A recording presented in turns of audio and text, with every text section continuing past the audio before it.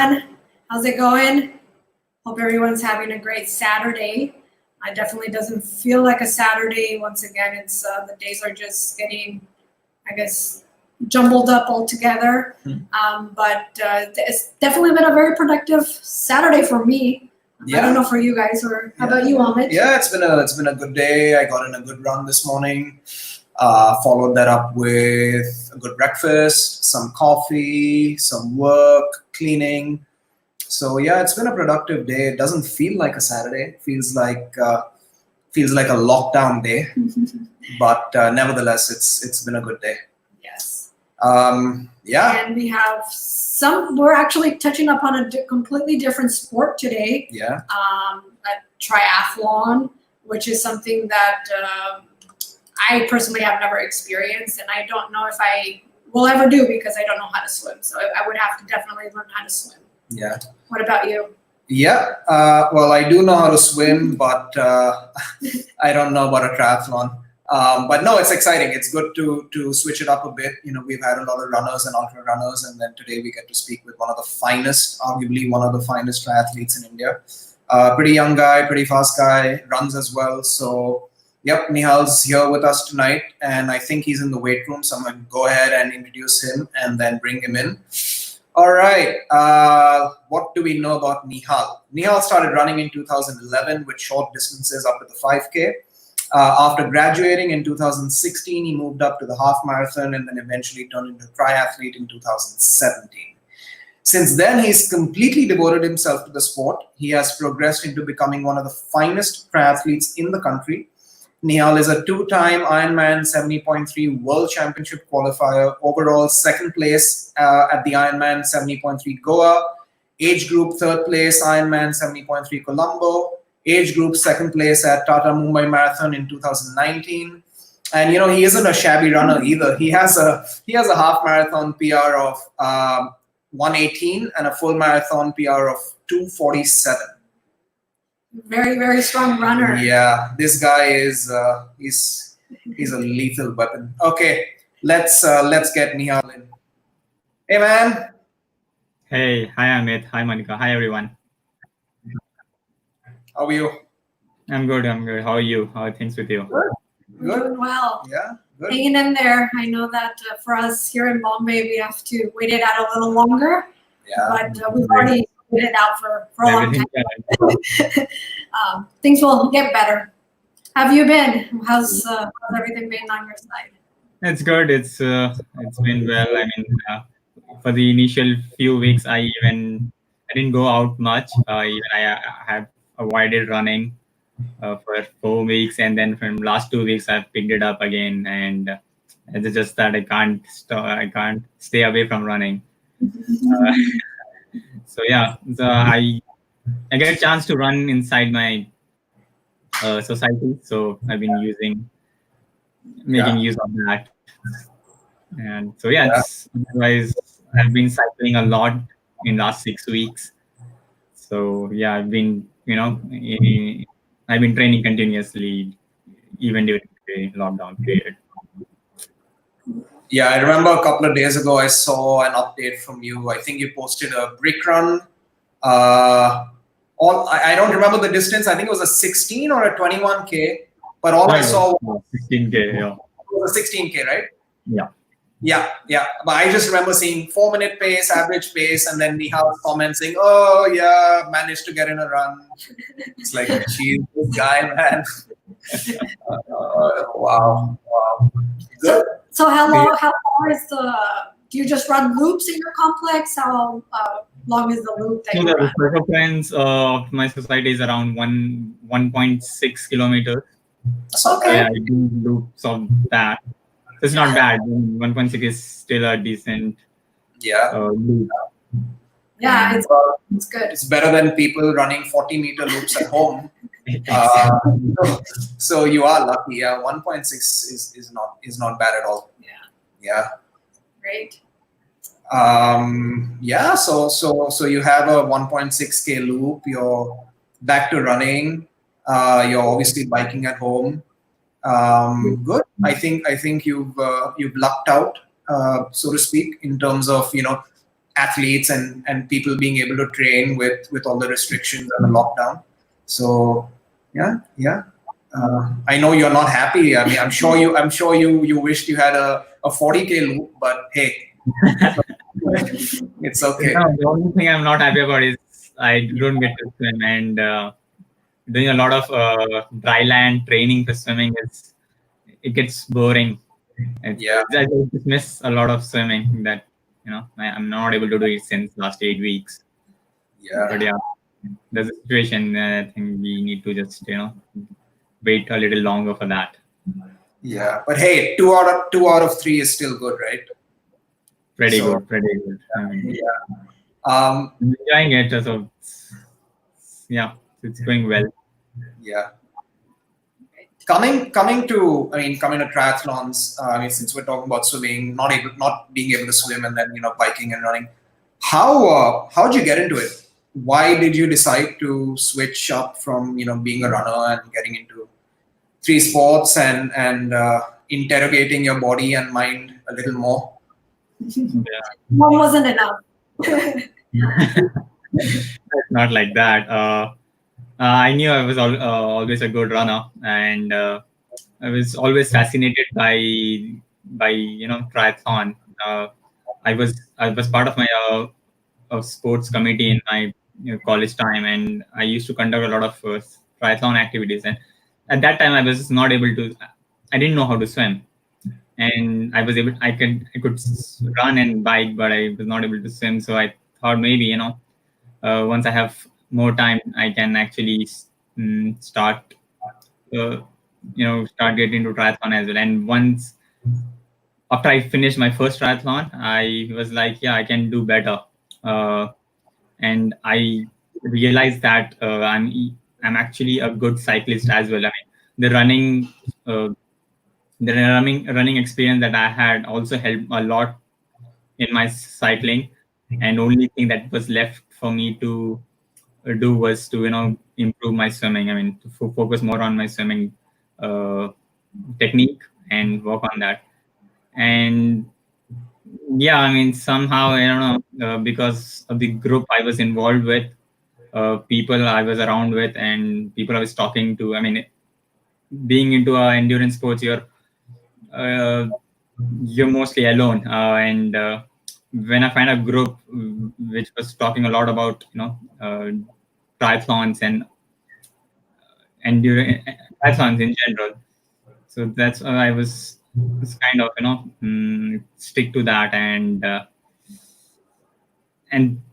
yeah, when gradually I realized that I'm actually getting much faster, and I can get much better in this sport. That's why I've stick to it.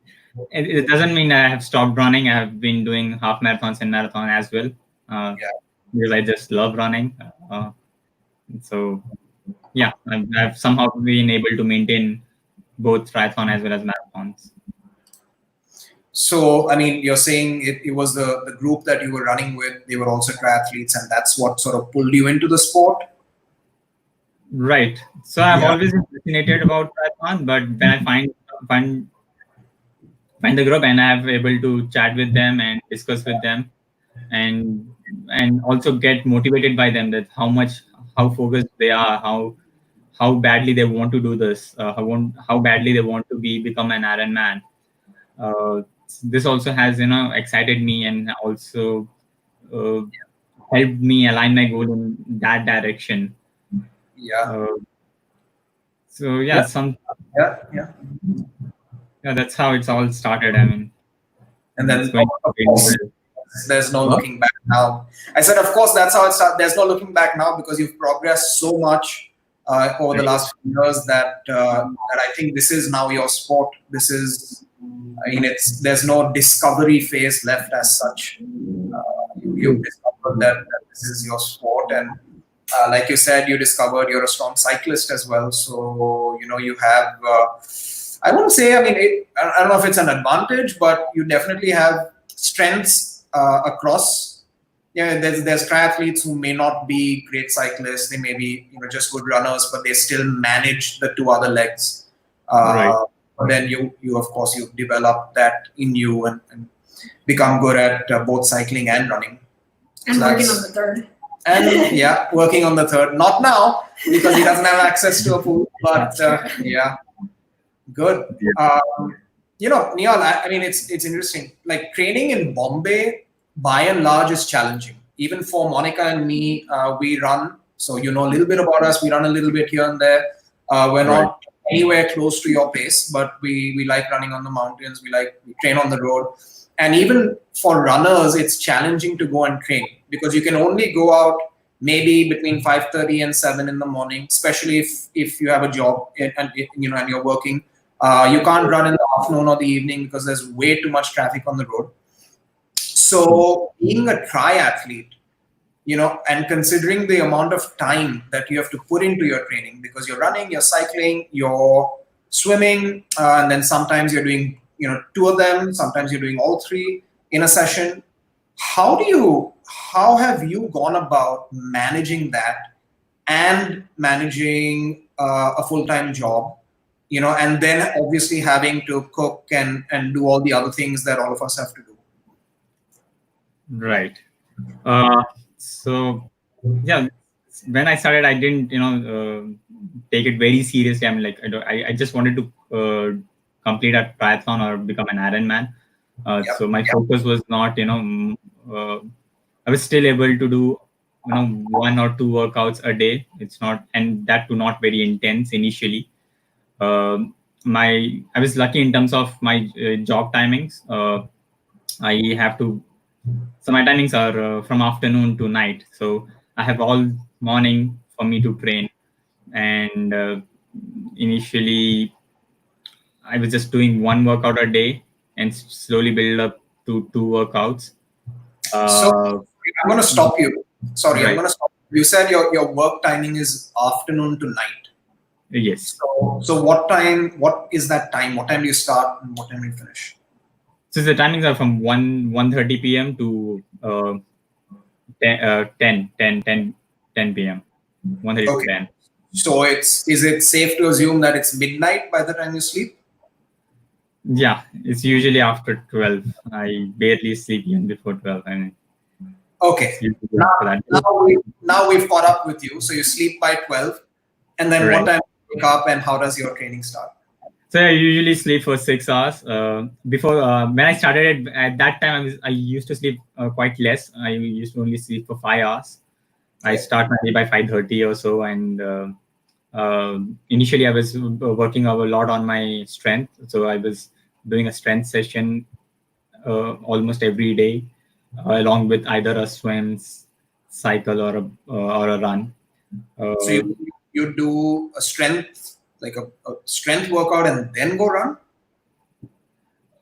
No, it's mostly the other way around. I do a running first or a cycling first, and then do a strength workout later. Maybe I give a gap of an hour in between, and then do my second workout.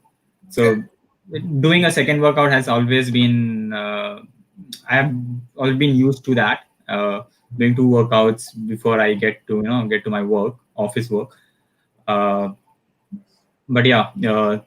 But initially, because I when I registered for my first triathlon, I didn't know how to swim for 50 meters straight, and but I had 6 months of time in my hand, and then I worked a lot on my swimming. So I've been swimming almost, I cut on my strength training at that time. I worked, I was swimming every day to just be able to develop that swimming endurance and swimming technique in initial 6 months. And I was I was doing alternate days cycling and running. And initially my aim was just to complete it. So I was just building my endurance. I was not working on much on my speed as such. But yeah, getting this volume in has helped me getting faster as well. I mean, without doing a much of hard efforts or intense training initially during that period. Another advantage, and the lucky thing, I mean, fortunate thing for me was I had the access to. So when I started, I have already had access to my. There was a swimming pool in my society, and my society was big, not this society. I was staying at some other place, and even there the loop was about a kilometer or so. So I had a good place to run and do my loops, and the cycling was not very easy to do during a weekdays. But what I used to do is I started commuting to office on cycle. So And just how to long was that? How fast the commute? it was not much, like 5 kilometers initially. Okay. 5 kilometers, yeah. And but on weekends I used to do a longer. I started with a 2 hour ride, then eventually build up to three hours or so. That's how it's been. And later, to just to focus uh, more on all aspects of triathlon, both swimming, cycling, running, and also the strength training. I have been lucky to have an facilities. I mean, I have an access to IIT Bombay facilities. Yeah. Okay, so I'm being an alumni. I can go there anytime and use the facilities anytime, and there's no restriction as such. As in I can swim as long as I want. It's not a slot that I need to go in. If I can start swimming at 7:30, I can get out of swim even after 10. I mean, if I want to. So I was lucky to have that, and also being a university, there's not much traffic there, and so I can run any time of the day. Even if I get up late, I can do my swimming. I can begin with my swimming and then do my run inside the campus, and I don't have to worry about that. And so yeah, initially, the one thing I did was because of the facilities I had, I get to access from my IIT Bombay. I started staying closer to IIT Bombay, but I had to commute longer for office. But that was fine. That's the sacrifice I had to make. But I get to have these facilities. And another good thing about staying near IIT is even the Eastern Express Highway is nearby. Yeah. I mean, it's like 4 kilometers from where I stay, so I can go on odd times to do my cycling. The 2018 has been, I did a lot of bike rides around 11 a.m. to 2 p.m. And I had to get this done because Highway? yes. That's peak traffic hours. No. So Eastern Express has a wide roads, and 11 to 1 is not. So I've noticed that. No, from 8 to 10 a.m. Is the traffic is most on Eastern Express. After 10, in fact, after 11, there is not much traffic. The roads are vacant, and yeah, I had to train in the sun, but that's okay. It's just that I was able to ride and improve my cycling there. So my you know that's how I have developed a lot in my cycling uh, during the first year of my triathlon. And from last year, I've got the indoor trainer, so I don't have to go out on a weekdays, especially, and ride in the sun. But Yeah. isn't riding in the sun good training, especially if you're going to race in a very hot environment? It's good to you get acquired to those conditions, but the regular exposure to sun is not always good. Yeah. You may it, you might burn out. I mean, because of the extra effort you have to do to overcome the heat as well as the training efforts you're doing it. Right. So it's not always advisable. It's good to have that. You can acquire them, but not every day, or at least not for all your workouts. You need to do that. Maybe once a week, it's fine, depending on the condition you're training for. But yeah, but now I have got the trainer, so Yeah. it's better now. Now I barely go out. Now I've been so much got used to indoor training that I barely go outdoor. Oh, Even weekends, I try to manage to try to do it indoor itself, because of the thing is that uh, if you're cycling, there is a high chances of getting puncture, and yeah. once you got a puncture, your that training for that day is ruined. So Yeah. Yeah. that's why I just try to avoid them. I just go twice a month. So once in 2 weeks, I go outdoors. Uh, and from last year or so, I've been training a lot indoors. And maybe closer to the race, I'll go do a frequent rides. But yeah.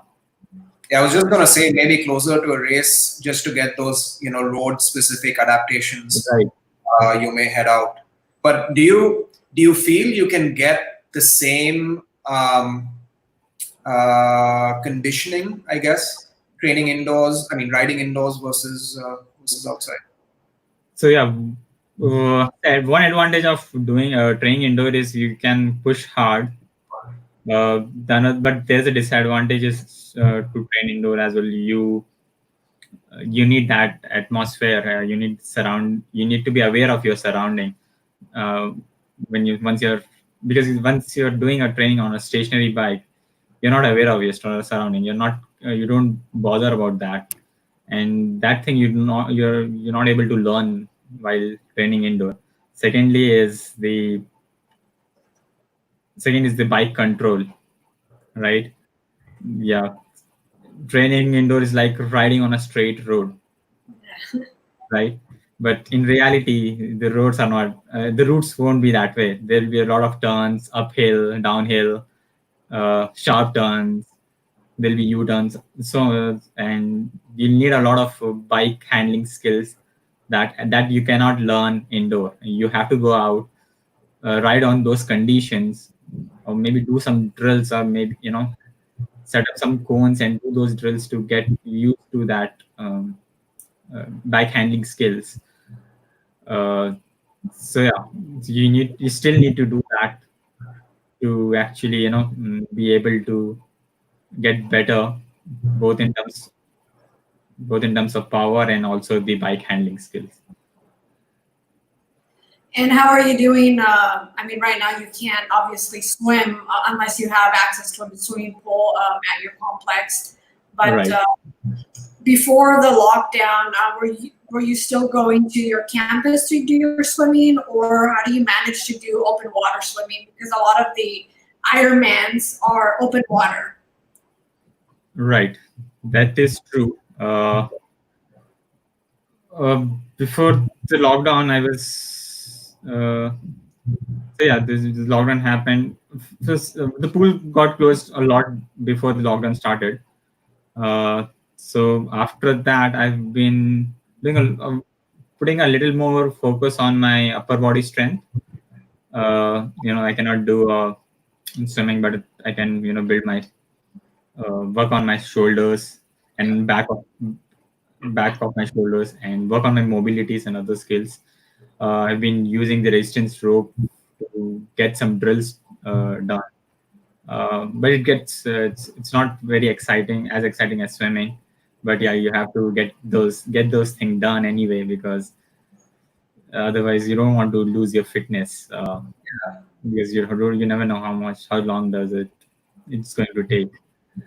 About the open water skills, you can't do much about that right now.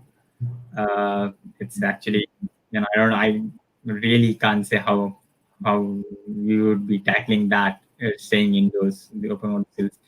For those, you just need to go out, and it's like it's like the bike handling skills. Like, you need to go out to learn those skills. So you need to go out and swim and to see how.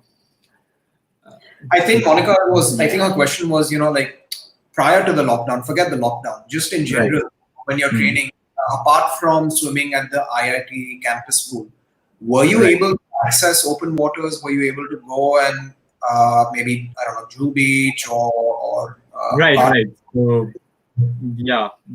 So there's this Mumbai sea swimming group okay. that I have joined. So what they used to conduct. When I joined, they initially used to conduct this swim session in Khardanda, and later they moved to Juhu Beach right now. So they used to have a weekly, open water swim, and I used to be a part of that. I initially just to get overcome that fear. Uh, yeah, you can swim as swimming as long as swimming for an hour in pool does not feel that might Yeah. not feel that tiring, but going out and facing that challenge of open water is a different story altogether. So you need to get used to that, uh, because the all Ironman races are going to be open water. So for that, I initially went with the group. They had a lot of people who are experienced. So once I have done that, and once I have overcome that fear of open water, at this point I don't know. I personally do not. I do not feel like going there to just to because I have overcome that fear. Yep. I don't do a lot of open water swim right now. It's just again closer to the race. I'll go out and just to get a feel of open water swim. I'll do that, but it's not really. I would say just to overcome your fear, you need to do that. Uh, After that, it's all in your mind, right? Uh, the challenges you never know what challenges it's going to be. The water could be choppy. There could be it could be the day could be quite windy. You never know. You cannot anticipate that, and you just need to be ready in your mind, and you just need to trust your training that whatever you have been replicating in swimming pool, you can do that. So yeah, after overcoming fear, I did not bother much about training. Even though I have this group where I can train with, but I still sticks to working in the pool rather than doing a lot of open water swim. Because I think swimming, especially here in Bombay, it's not a very accessible thing to do. Either unless you're part of a club that has, of course, some of them have swimming pools. Right. I mean, there's really no real beach, even though there is Big Beach and Chapati Beach, but people don't really swim there. Yeah. So that whole notion of going and swimming at a beach is really not there unless you go to Goa or something. So I just find that would be somewhat of a limitation for people who are wanting to go into triathlons. Maybe I don't know other parts of India how accessible it is for people to actually swim. So yeah, I think it's just Bombay is such a dense city. Like there's the Right. only pools are maybe at country clubs or health clubs, and those are the big health clubs, not regular gyms. They're crowded. They again. Yeah. Most of the pools are again crowded, and you don't get to swim for a long duration. No, you get to lounge in the pool. You don't get to train. So, I mean, it's very different, right? Like imagine you going into one of the Bombay clubs and getting into the pool all ready to train, and then there's like 30 other people just lounging around. Someone's, got a beer hanging on the side. Someone's just flapping around in the pool. How annoyed are you going to be? You're not going to be able to put in, that effort. So it's good in a way, I guess. You're fortunate you have access to the IIT pool. Right. And it's also good to know that there's an open water swim club, because then you get you get to go with people who are experienced swimming in the open waters, and you get to go as a group. You're not alone. There's a little bit of safety involved, so that's good. And then, to take things a step further, I know that Ramadan has started, so. I of course, you're fasting. Right. You're fasting and you're training, and we're in a lockdown. Can the conditions be more favorable for you? How are you managing? So, yeah, I can walk you through my please do. daily routine. Yeah. So yeah, since the lockdown has started, I actually before the lockdown, I have become a morning person again. I started training, doing all my training in the morning hours, and then I used to start working and go to office and everything. But because of the fasting thing, now I cannot train in the morning. I can only train between. No, I can train anytime. It's just that I need to be hydrated when I prefer to stay hydrated when I ride and run. So I'm doing all my training after sunset. That's between 7 p.m. to 5 a.m. And so what I do is after 7 p.m. I have a good snack. All What? night training? Is that what you said? No, not like I'm training for 10 hours. It's like I'm doing a couple of work. Okay. Jeez, Nihal. So you start your training at 7 p.m. and you're What I do is at 7 p.m. I right. have a have a breakfast. I break my fast and have a good cereal. Yeah. And at around 7:45 or 8ish, I will start my bike workout, which will be from 90 minutes to 2 hours, and then I'll take a break. Or if I want to make it a little more challenging, what I'll do is I'll start my run right away after that. So it's either I'll start my run at 10 p.m. and do depending upon I'm usually doing a 60 to 70 minutes run these days.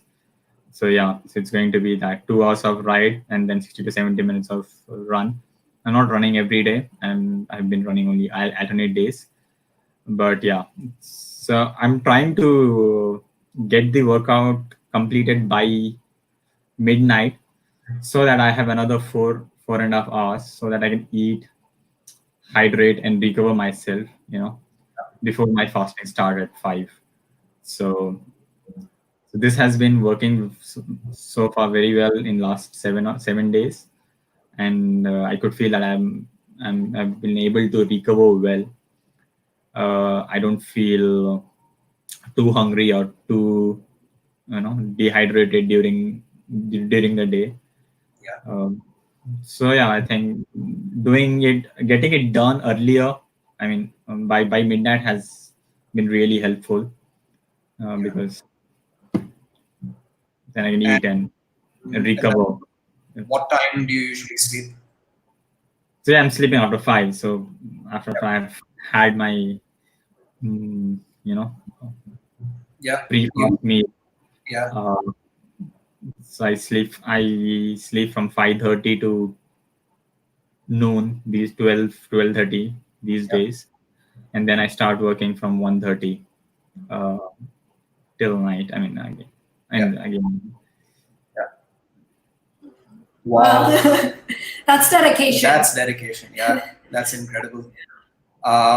We have a lot of questions in the chat room, but before I get to them, I just want to summarize since the topic is, of course, training for a triathlon in India.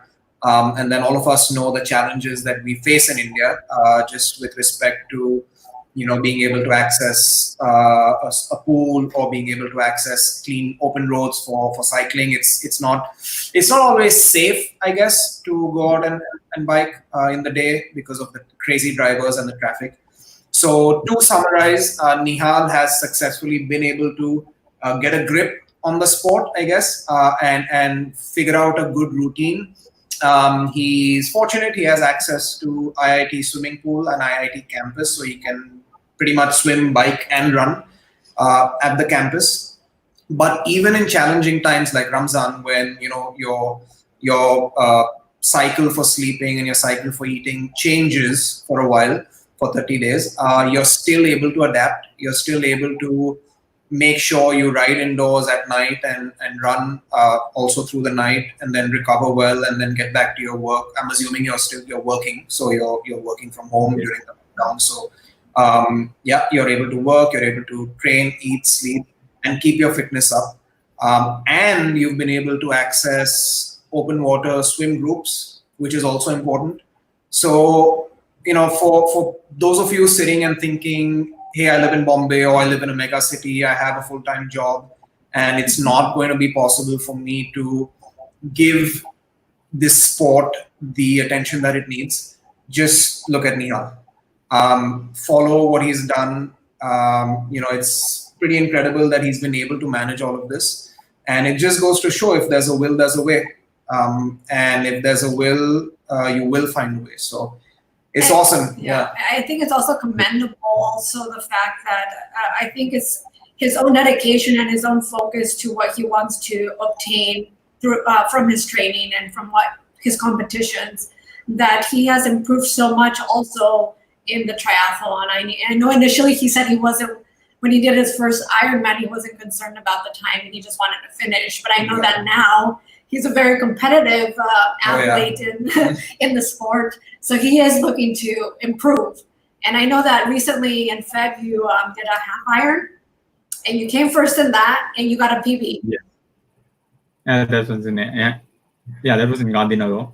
Yeah. I did. So he's improving day by day, and I mean, such circumstances right now, he's still doing his training. He's finding ways to even practice his swimming, not necessarily swimming, but his techniques and making sure he keeps his strength. Yeah, phenomenal, man. Before we get to questions, just on recovery, how are you managing your recovery? Because crazy work hours, crazy sleep hours, and then of course a lot of training and a lot of high intensity training, because your speeds are not average speeds. So right. So there are a few things. It's not just one thing. There are a lot of things which are helping me. Of course, after a long intense session, I take recovery mix, Unived recovery mix, and right after I'm done with.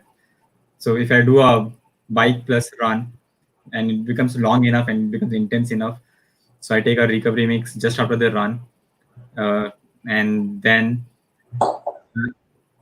the second thing I've been focusing a lot these days is on stretching. So I'm dedicating 30 to 40 minutes every day to stretch and recover. So I'm doing at least 30 minutes after each of my, not each of my work, or at least every day.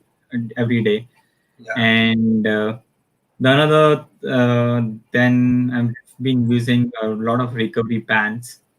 That is also helping with the compression and the recovery. And one advantage of being in lockdown is you don't have to go out much, and you're not commuting much, and you're sitting here and working. So it also helps in recovery. I could personally feel that staying at home, and because I used to commute and go, so even though it was a slow cycling, but it was still tiring because of the heat, traffic, and other conditions. Yeah. But so staying at home has also helped me, recover well during this during the last few weeks. Yes. I think we should get to questions because there's just way too many coming in. Hey, hi Vinoli. She says, hi Amit, hi Monica, hey. Nihal, give us some tips to improve power watts in cycling and I guess a speed run. Okay. Okay. For cycling, what I've been trying to do a lot of these days is working on two aspects, basically to generate muscular power. For that, you need to do a lot of training at low cadence. Yep. So the ideal cadence is about 85 to 90, which most people are comfortable with. Some people are comfortable even at 75. Some people are comfortable even at 100. But that's their choice. But yeah, taking taking from 85 to 90. So if low cadence would be around 60 to 65. And if you do a lot of training, what I'm doing is every week I'm doing at least one workout where I'm doing, let's say, to give you an example, I'm doing like an 8 times 3 minutes at low cadence and high power, and so it's basically I'm getting more of my muscles engaged, and that's how I'm developing my cycling muscles. Yeah. That's one way of doing your improving your power. Another thing is you also need to simultaneously boost your cardiovascular capacity. So of course the muscular capacity is one thing. You also need to work on your capabilities to sustain that power for a longer duration. So you need what I would advise is to do again a short intervals, let's say 40 seconds or a 1 minute on, 1 minute off at a high power. So you can go all out, or maybe at 95% at 1 minute, and then recover for 1 minute and do it for like 8 to 10 times, and then maybe repeat it, do 2 sets of that. Yeah. And this will boost your cardiovascular capacity as well. So the combination of these two will help you hold a sustained effort cycling. Sure. Uh, And then for running? the second thing still hold valid for running as well. 1 minute on, 1 minute off. Yeah. You can repeat that in running as well. Apart from that, a little bit more focus on your volume will also help. So don't worry about pace as much. Of course, worry about pace only when you're doing an intense workout. But otherwise, don't worry on your pace as much. Just work on your build your volume, and a little bit of strength training could put you right there. I mean, basically maintain your strength. Yeah. What I would advise, another thing is, if possible, do a repetitions, or if you don't have access to a hill nearby, you can always use stairs. So you need to be really mindful of that. I mean, the stairs training can be a lot more intense, but just take it slowly. Take few floors at a time, and slowly build up to that. Maybe you can start with 3 floors, 2 floors initially, then move up to 5 floors in a single rep. That's something that we can do during the lockdown as well. And I think his advice on building volume and stuff, I think resonates a little bit with our conversation yesterday with Andy, who also gave a lot of importance to his long runs and how that has also helped him improve his speed. So maybe Vinoli, you can check check out Andy's conversation from yesterday in the respect to running and how he has been able to improve his speed. Yep. Nivi is here. She says, what about the importance of sleep for someone like you who has such a long day? Do you feel sleep deprived during your hard training blocks? Yeah, I sort of have that question as well, because 6 hours of sleep, I mean, my opinion, I don't think that's enough. Do you feel sleep deprived? How do you combat that, if at all? No, I don't. So I've from last few months, I've stopped training. Stopped doing a lot of workouts in the night. I've shifted everything to the morning. And even now, even though I'm doing a lot of training in the night, but like I said, I'm keeping like another 4 to 5 hours for myself, to recover, eat, hydrate, and recover myself in that. So what I've felt myself is that when I get done with all my workouts, at least 3 to 4 hours before I sleep, I don't feel too fatigued or sleep deprived. I get even 6 hours of sleep or 6 to 7 hours of sleep is good enough. And of course, I'm also taking other. I've been also working on my stretching, working a lot on my nutrition as well. And the stretching is something which I was not doing before, and I could tell from my experience that I used to feel sleep deprived during the day, during the next day. But after I have been focusing on these aspects from last 6 months, 6 weeks, or before that, I'm able to. I'm fresh after getting even 6 hours of sleep and able to work. Are you a coffee person? Do you usually drink coffee during the day? I've been avoiding coffee for a while. But yeah, sometimes if I'm not able to work, I'm not able to focus, I do have coffee. Or I should say, do you prefer caffeine, nutrition? I mean, I know you use the drink mix and the gels a lot. Do you prefer caffeine during your training, or you try and avoid? I do have caffeine in my training. Yes. It's just that I have been avoiding coffee, but I'm not against coffee. Another question on recovery. How do you recover yourself after this much workout and job? Because in triathlon, I think you've answered this by and large. You've sort of spoken that you use the recovery mix, you wear your compression, you stretch a bit, and then I think over the years, you've built such a big base that you're able to sustain and absorb and flourish on this amount of training.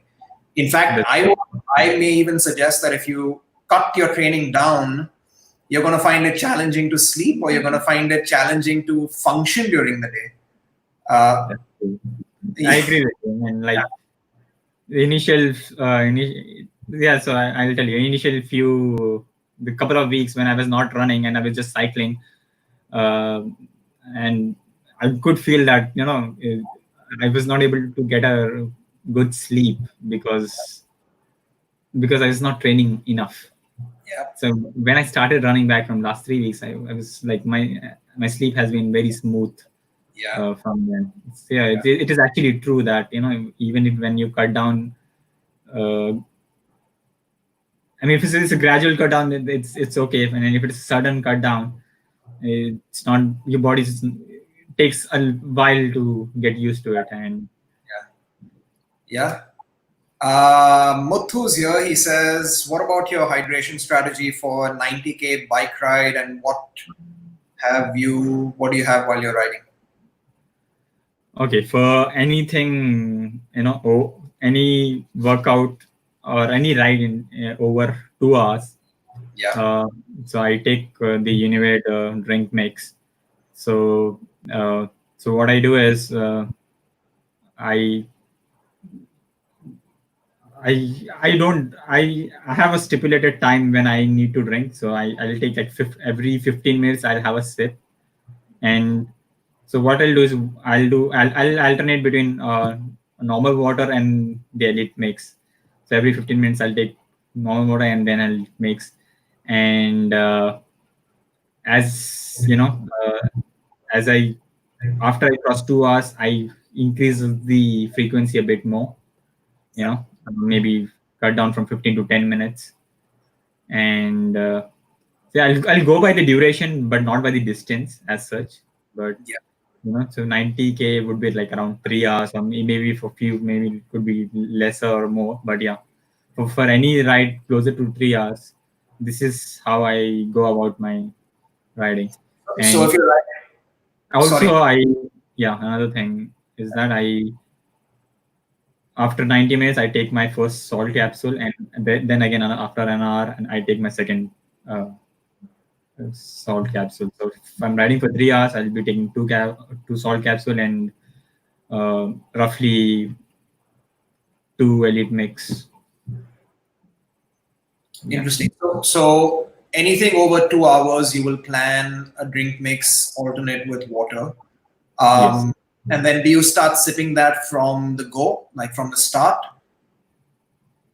Yes. From the start. I mean, yeah. Okay. You never know, because you need that sustained energy, and at times you feel a lot fatigue. You suddenly feel like you have hit the wall. Yeah. At 2.5 hours, and you'll not realize that. You'll say that you'll think that I've been taking the mix after 90 minutes, but what is happening to me? It's because your body has not able to uh, use that energy. Yeah, the reason I asked that is because we get a lot of questions. Hey, I'm going on a 2.5 hour ride or a 2.5 hour run or a 3 hour run, and I started taking a gel or I started taking a drink mix after an hour and a half or after 2 hours, but I still, I felt okay towards the end, but it wasn't a great. The thing is, if you start consuming nutrition after 90 minutes, you're already in a deficit. It's different if you're going for a 60-minute run. Okay, you may not need anything, but if you're planning a 2 hour or a 3 or anything more than 2 hours, you want to start eating early on so that you don't find yourself in a deficit, because you already know at the beginning that you have to last 2+ hours. So yeah, it's good. I mean, it's very important to get in that nutrition a little bit very frequently, and then like Nihal said, maybe cut 15 minutes down to 10 minutes. I think replenishing your energy stores as well as maintaining your hydration levels are very important to have a sustained workout rather than starting off really good and then ending it, very slow. Yeah, and then another thing, what it does is if you are on a 2+ hour workout, whether it's running or cycling, and you're eating from the beginning, your recovery is a lot better, because you don't finish your workout in a deficit. You finish your workout strong, and you're able to carry on with whatever you plan to do after the run, versus finishing in a deficit and then having a crappy recovery and spending the rest of the day on the couch. So yeah, back to Juhu. Yeah, what was the name of the open water swim club? So Mohit can maybe reach out to them. So it's just Mumbai Sea Swimmers, and you can find that group on Instagram, and there's a WhatsApp group where we have good discussions on a daily basis as well. And you can reach out to me. You can send you the link if you want. Yeah. So it looks like, well, for the benefit of people who who are not acquainted with the triathlon, what's the sequence of the sport, and maybe what are the different versions? Okay, so yeah, it's the triathlon is it start with swimming, and then the transition to cycling, and then another transition to running. So this is the format. There have been different categories, like there's a sprint distance, Olympic distance, half Ironman, full Ironman. Sprint distance will have like 750 meter of swimming, followed by 20 kilometers cycling, followed by 5 kilometer running. Yeah. Olympic will be double that, will be 1500, 40, and 10. Half Iron and full Iron are slightly different.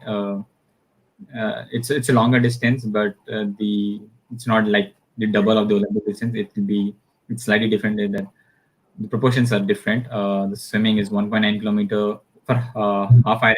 Swimming will be 1.9 kilometer, then cycling 90 kilometers and running a half marathon.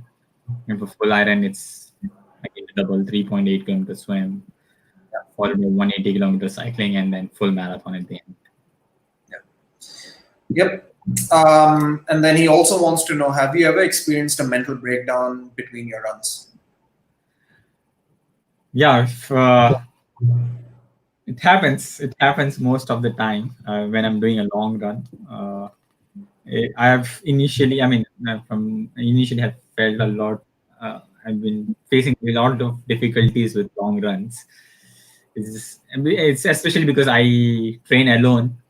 For 90 minutes, I do not feel anything. I'm completely okay with anything under 90 minutes. It's as soon as I cross that 100 minutes mark, it happened. I'm like, whether I'll be able to continue or not. But over the last 6 months, I have been able to overcome that. So I try to make it interesting in between. So if it is going to be a long effort at a run at the same effort, Yeah. you might find boring. Maybe you can make it interesting by maybe hitting a little higher intensity in between. Maybe let's say after an hour you can do a 10 minutes at higher intensity and then 10 minutes at lower intensity. Change a bit, you'll find it. You'll be able to you'll not face that mental challenge anymore. And secondly, if you're running with someone, if you have a partner or a group, it's always helpful to get through with that. And once you have done 2 hour plus run for few times, you get confident on your own. You're like, yeah, I have done this for so many times, so I'll be able to manage it. I'll be able to handle it even if I run alone, and I don't even have to make it interesting anymore.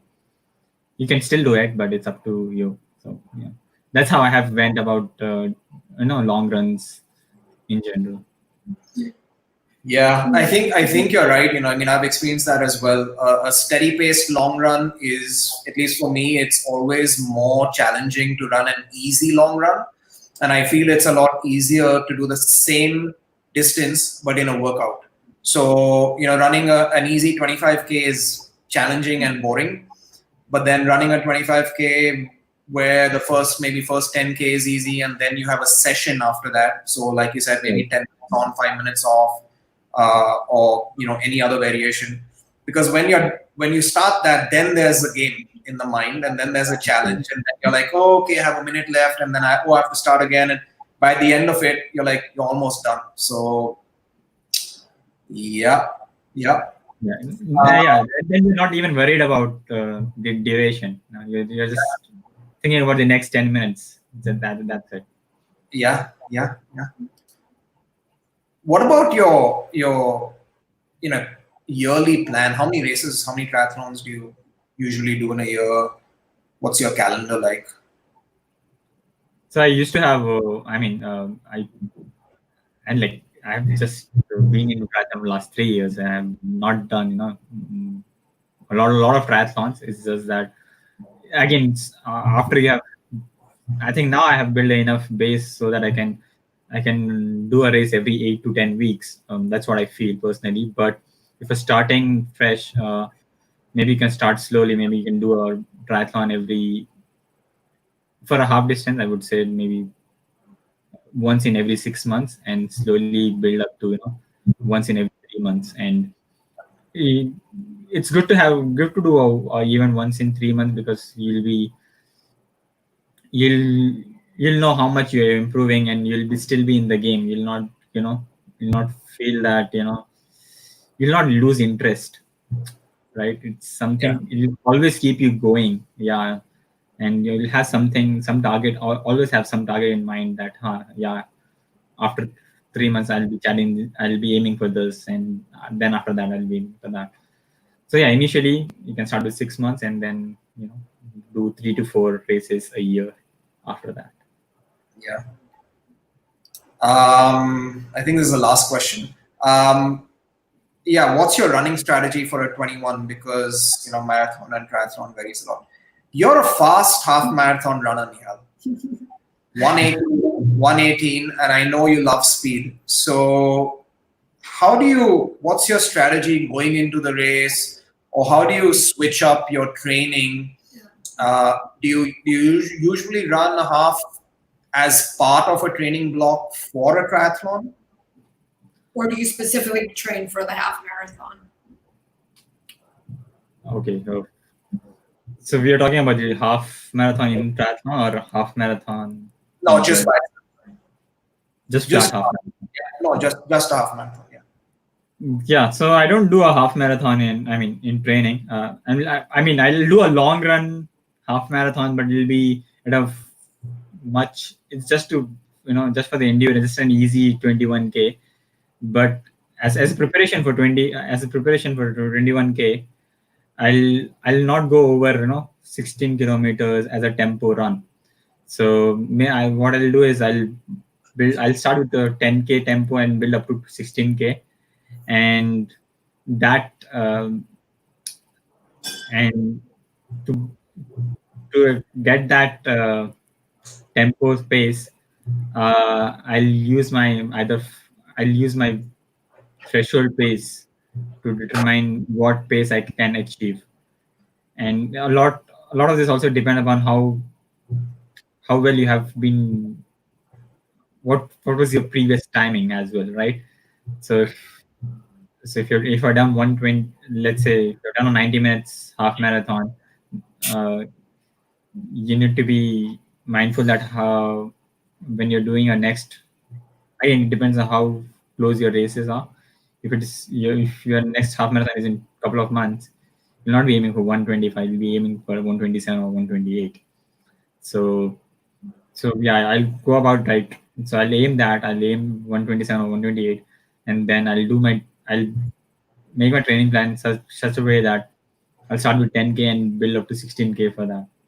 16K of tempo around the same pace which I'm aiming for my half marathon. Yeah. But just on, I know you also sign up for just a half marathon. Right. Do you usually race those as part of a training block for your triathlon, or do you specifically train for a half marathon race? No, I don't specifically. I've stopped training specifically. When I started, I used to do that. But now I've stopped training for half marathon specifically for that. Only time I do a flat half marathon is while I'm training for a full marathon. Right. So it's just like an indication of how much you can push in a half marathon, so that you can aim your full marathon time accordingly. But yeah, it's for someone who is aiming for a 70.3 half Iron triathlon. It is advisable to do a, if you're doing if your race is in after, so if your race coming up, it is advisable to do a half marathon maybe 5 to 6 weeks before that, and see how much you can, how well you can do there. Yeah. Great. Well, it's been fun chatting about triathlons. A change for us since we only talk about and think about and dream about ultras and running. So it's been nice to speak with you. And then a lot of cool questions from the audience as well. But before we wrap up, there's a couple of quick fire round questions. So whenever you're ready. Pool or open water swim? Pool any day. Oh, come on. Okay. And then, for running, do you prefer a half or a full? Full marathon. Okay. For the bike, do you prefer a home trainer with Zwift, or do you like riding out on the hills? Hills. Riding on hills. They're more fun. They're more challenging. You can do a low cadence indoor ride to simulate that, but it's never the same. Going out, riding on the hills it's far more. Yeah. More fun. Yeah. More fun. Yeah, far more fun. What's your favorite Unived product? It's a recovery mix, Unived recovery mix. Man, this is like a universal choice. Yeah. And then, what's your dream race? Yeah, from last few months I've been thinking about Ironman World Championship Kona. For Ironman World Championship. I think that would, for any Ironman or triathlete, I think running the full Ironman is probably on the books or in the training. Yeah. At some point. Yeah. Well, hopefully things improve with the lockdown situation and events start popping back up on the calendar, so that we all have something to look forward to and something to train for and challenge ourselves in training. Well, I saw somebody post this morning that there was a race in China. Oh yeah. So that's a little bit of a positive note. Yeah. There are races starting. Yeah. I've been done in a little different way, but they're coming up. Yeah. Thanks for your time, Nihal. It's been awesome, as always, to speak with you. There's so much to learn from you because you're such a versatile athlete. Phenomenal runner. You can, give anyone a chance for hit for their money on running a half or a full. And then, of course, in the triathlon, I would say the pride of the country because of the things that you're achieving. Even podium in age category at international events is it's phenomenal. And, it's only been 2 years in the sport? 2.5 years. So long way to go. Everyone's rooting for you. All of us and all the young budding triathletes are rooting for you. So yeah, man, you're doing us proud already, and I'm sure you will continue doing that. Sure. Thank you, Manju. Yeah, and then people who want to, I know you offer some guidance on coaching and stuff like that as well. So people, if they want to reach out to you, what's the best way they can do that? What's the best way for people to find you and to reach out to you? Yeah, on Instagram. Yeah, on Instagram. Yeah, cool. His details in the. Yeah, we've left that in the description. Thank you everyone for joining us. We hope to see you tomorrow. We're speaking with Maria from the US. She's a phenomenal trail runner and a registered dietitian, and she's going to talk to us about our relationship with food, which is very interesting, especially in these times because we're all locked down and we're all at home, which means we're really close to the kitchen and we have ready access to all sorts of stuff, processed food, fresh food, everything. We just have to reach out. So there she is. She's actually watching, and she says, yeah, we can't wait as well. We're really excited to speak with you.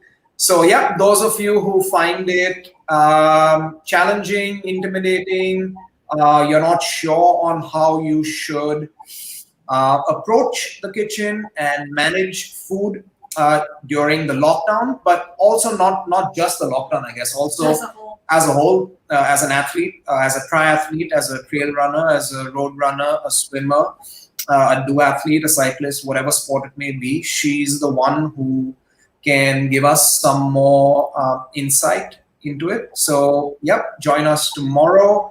We will see you tomorrow, and be safe, be home, get a home trainer like Nihal, put in the hours, hydrate, work hard, and stay safe, and don't make excuses, and be awesome, and have a good night. See you tomorrow. Okay. See you. Bye. See you, everyone. Bye-bye.